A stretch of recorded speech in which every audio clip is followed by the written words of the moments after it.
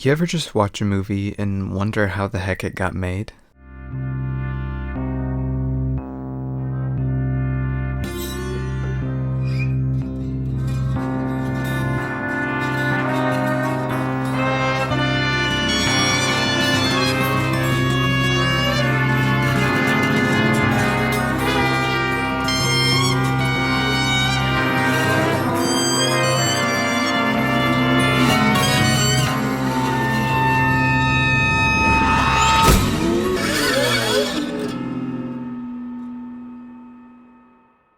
In 2005, the director of the legendary and iconic masterpiece short film Evil Demon Golf Ball from Hell released his first feature film at Sundance Film Festival, a film that I still think about all the time.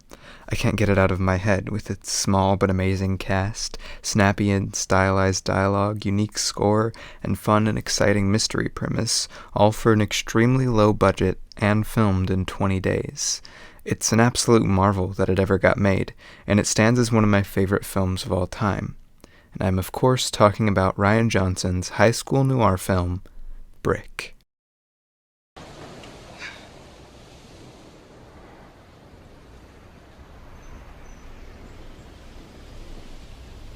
Rian Johnson has always loved storytelling. He loves books, he loves music, he loves movies.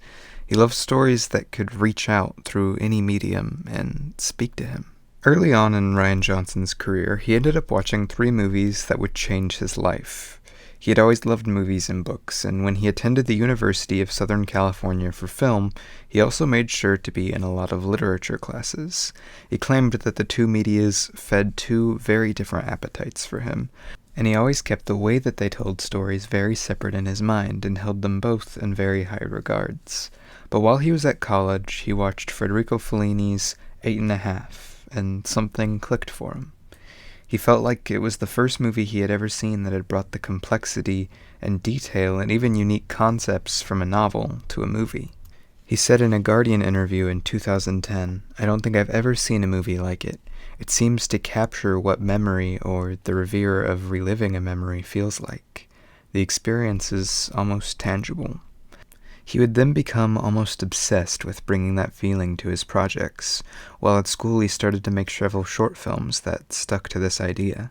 Short films such as the aforementioned Evil Demon Golf Ball from Hell, which was loosely based on Edgar Allan Poe's The Raven. He also ended up watching the movie Annie Hall, directed by Woody Allen, and despite its very messy and divisive acclaim now, it spoke to Rian Johnson in a way that few movies had, in a way that he would later say, "That's something that I pray to God, if I'm able to keep making movies, I can only hope 20 years down the line, maybe, I'll be able to approach." And he went on after that to make the short film The Psychology of Dream Analysis, which shows someone getting so obsessed with dreams and even themselves that it drives them insane, the entire time using straightforward narration and abstract visuals to make a genuinely unique experience that is funny, but also dramatic and emotional in a way that his previous work hadn't been. And it tries to get you to feel before it tries to get you to think. With these 2 movies, these 2 short films, and film school out of the way, Rian was finally on the path towards making his first feature film. But there was one more movie that would enter the arena that ended up deciding the final direction his film would take. Miller's Crossing, a small 1990s Coen Brothers movie loosely based on The Glass Key, a hard-boiled detective novel written by Dashiell Hammett. Rian Johnson would then become obsessed with Dashiell's work, reading some of his most popular books such as Red Harvest and the very well-known book and movie The Maltese Falcon. And after watching and reading several of the movies and books in that genre, Rian had come to the conclusion that he wanted to make his own contribution. Something that fit into what he had always liked about storytelling, whether it be book or movie, but he didn't want to just make another normal detective movie, and he didn't want to do a direct adaptation of one of the books. He wanted to make something that would be his own, speak to and through his experiences. So he sat down and started writing a story. What's his answer?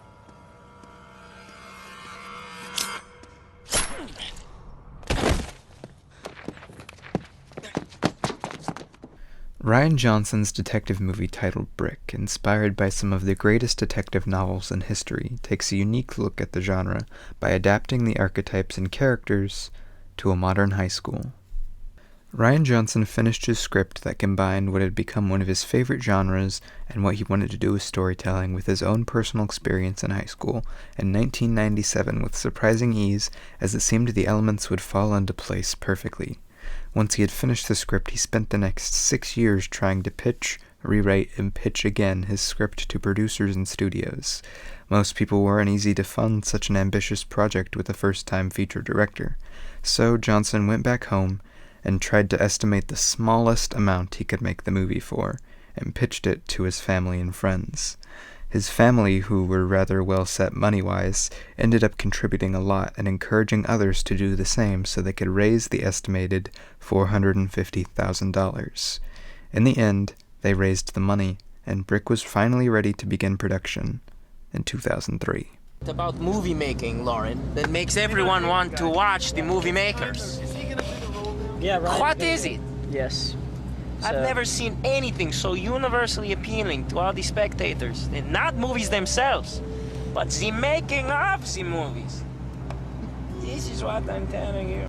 Due to trying to keep everything as cheap as they could, he ended up filming the movie in his hometown of San Clemente, California, and even ended up using his own high school as the main shooting location.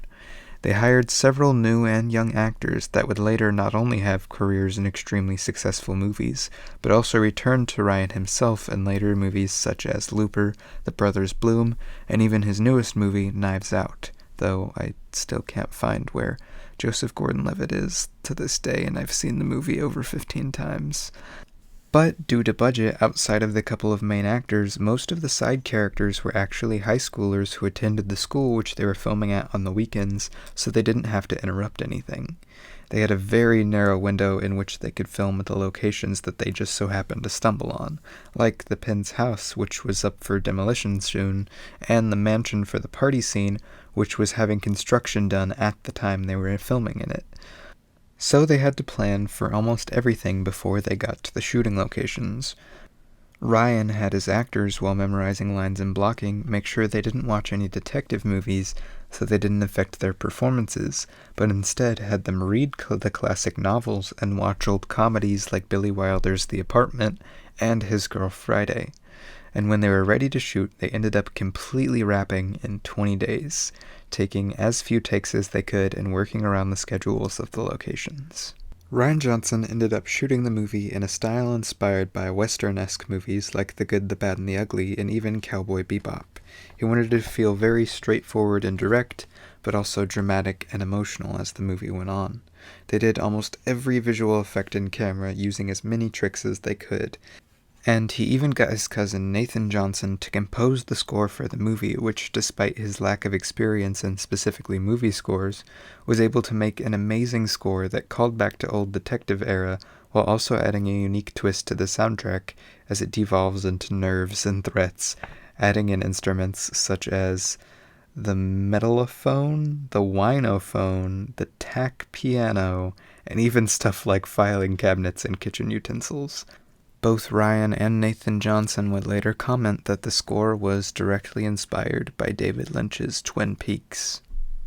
With everything done as inexpensively as he could manage, Rian Johnson finally sat down and edited the movie himself, a lot of which he cut down and edited out in order to get the snappy feel that he wanted out of everything, even going as far as editing dialogue over and out when he didn't think it fit. Every element like this of the movie that they had to work around, from the editing to the actors, locations, production design, and score, all ended up leading towards a very real but complex feeling movie that, after only 2 years of pre-production, production, and post-production, was ready to be released for the 2005 Sundance Film Festival. Maybe you want to go somewhere more private. You? Sure.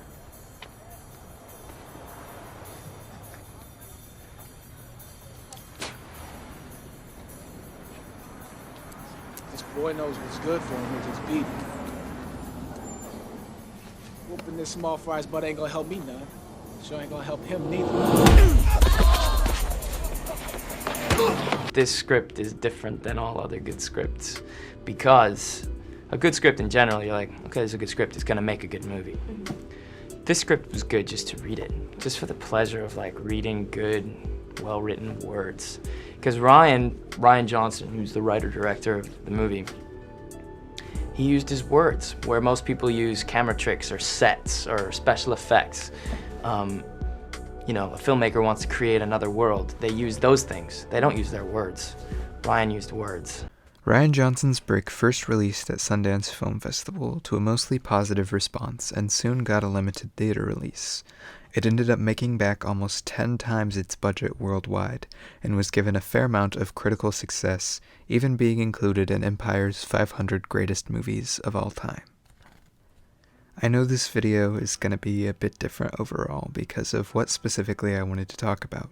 At the end of the day, Brick is not the most complex film, it isn't super groundbreaking, and it doesn't push the limits of storytelling in any new way. But it is something really special and complex to me. Brick uses its lack of budget and its short filming time and its real students and its first-time director who knew exactly what kind of movies he wanted to make, to put together this real feeling, fun, unique, and memorable movie that, to me, honestly inspires me. It's something that's infinitely interesting to me because it's tangible. Not from a story standpoint, I don't think this could actually happen, but from a production perspective. You can feel the love and attention and low budget and nerves and love for the medium and storytelling seeping through every frame of this film. While it still took a lot of money and planning, it feels so achievable for young filmmakers like me. And you get to see the amazing career it started for Rian Johnson as he went on to work on things like Breaking Bad and making movies like Looper, and even recently getting to make his passion project Knives Out with an insane cast and production that sparked a $1 million deal with Netflix. And he even got to direct a movie in one of the biggest, most successful movie franchises of all time, and one of my personal favorite growing up. You look at all of this and all that he's done, and then you look back at Brick, some small-town, low-budget indie film that has honestly one of the most tight screenplays I've ever seen, and it just blows my mind. It gets me thinking about other stories that I know of, like my internet friend Ethan, who in 2019 put out his first feature film, Assassin, that's honestly hilarious and super creative for such a low-budget film. And he got it on Amazon Prime for a while, and is now working on his second feature-length film, and even if some of this stuff seems small to some people, it's such a big thing to me to see people living out their dreams and getting their ideas and creativity in front of people. It's so inspiring to me, and it will probably keep Brick and even Assassin as films that every time I watch them, it will bring more depth and enjoyment because I know what they have behind them, and I can feel what they had behind them, and I know what they mean to the people who made them. You get to see the talent and growth on screen. In an interview with Rian Johnson on 8½, he said, "I rewatched it recently and something new hit me, a sort of joyful melancholy. For me, the film seemed to have transformed over the years, and that's a sign of a great work of art. In terms of my career as a filmmaker, it completely opened my mind. It set the bar way up there to a height I'm guaranteed to never reach in my lifetime. So I guess you could say the film made sure I will die unsatisfied. And while I don't think you should compare the two careers, I think for me, he accomplished that goal that he called impossible.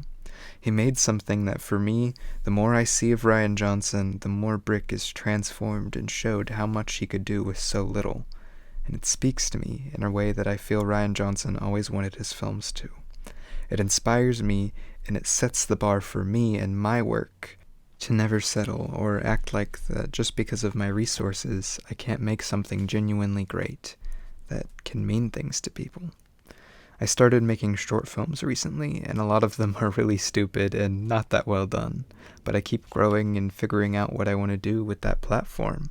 And a lot of my work has been heavily inspired by Rian Johnson's career. So even though I guarantee Rian Johnson will never see this video, I wanted to say that you did it, and thank you for inspiring me and other creative people with your work and your passion. I'm a small channel, so I couldn't get too many people, but I got other creative people together who I respect a lot to make a short little thank you video. So, I hope you know what your career has meant to so many people, and I hope you continue to make inspiring work that you love. Rian Johnson, thank you for making great movies, but not just for making great movies, for making great movies that push themselves and that ask, can we do this a little bit better, and really make the most out of what a movie can be. And I mean, yeah, I just find that really inspiring, because I think everyone works hard to make movies. So it's not so much that you work harder than anyone else per se, but more that the mindset behind what you do and why you do it. You know, it feels like the sake of, we're gonna do this not better, but just differently and uniquely, and you get a new voice into something, and it not only makes my day whenever I see one of your movies, or a week or month, it makes so many people's days, weeks, months, lives, I think, in the long run. So I'm really glad and thankful to have you around. Keep being yourself, I guess. Alright, thanks. Thank you, Rian Johnson. You're a huge inspiration to the wonderful YouTuber that is Grawey Films. You're honestly a huge reason why he makes these amazing videos. Hey, thank you, Rian Johnson. You are one of my favorite filmmakers, and if you were actually watching this right now, I'm pretty sure I would lose my mind. I think you are one of the American filmmakers who has the best knowledge of film history out there at the moment, and you're really grounded and down to earth, which is what makes you such a good director. You're full of nuance, your filmmaking is sensitive and empathetic, and I am really excited for the Knives Out trilogy. Rian Johnson is, in my eyes, one of the most promising and inspiring filmmakers working in the industry today. He seems to have such a genuine love for his craft and a great grasp on what makes film so compelling as an art form in general. Seeing some of his earlier work like Brick and what he and his crew were able to achieve on an almost non-existent budget is pretty, it makes me pretty hopeful as an aspiring filmmaker to achieve my dream of making a feature-length film at some point.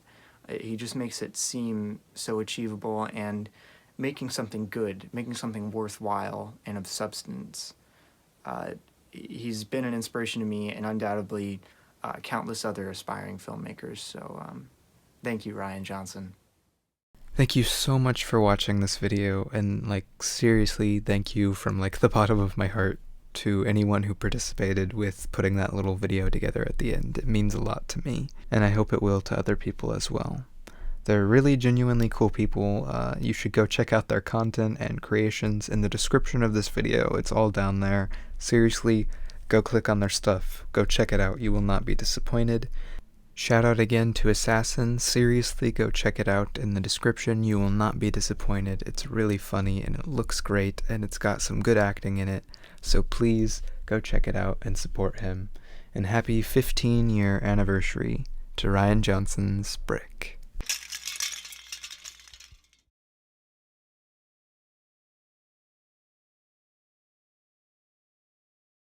You don't sell pictures with an ugly mug walking around speaking, no matter how fancy your pros are. People ain't gonna pay $8 to walk in and see a piece of meatloaf on legs. Yeah. That mean. That's what I've been telling these kids. I've been telling these children here. Yeah. This is what it's like to be a professional actor. You have to wait around all day. See, Joe and I go way back. Oh yeah. Yeah, for about 4 days.